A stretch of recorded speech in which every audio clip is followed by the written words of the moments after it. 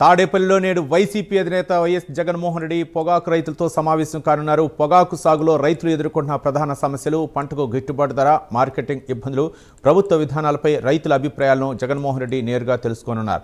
నెల్లూరు, ప్రకాశం, ఏలూరు, తూర్పుగోదావరి జిల్లాల నుంచి పలువురు ముఖ్య నేతలు ఈ భేటీకి హాజరు కానున్నారు. రైతుల సమస్యలపై భవిష్యత్ కార్యాచరణను జగన్ వెల్లడించే అవకాశం ఉంది.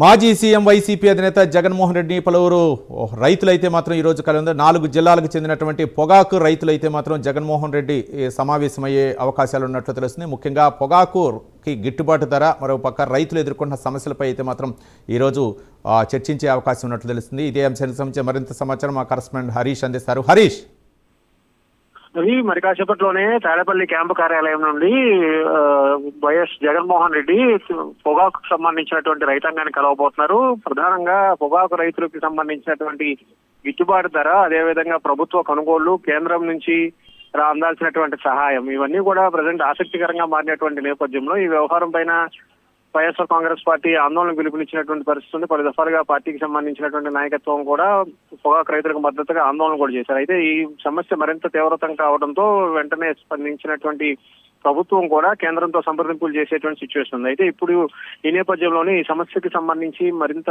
ఇబ్బందులకు గురవుతున్నటువంటి రైతాంగాన్ని కలిసేందుకు జగన్మోహన్ రెడ్డి సిద్ధమయ్యారు. మరి కాసేపట్లో తాడేపల్లి క్యాంపు కార్యాలయంలో పొగాకు రైతులు ఆయన కలవబోతున్నారు.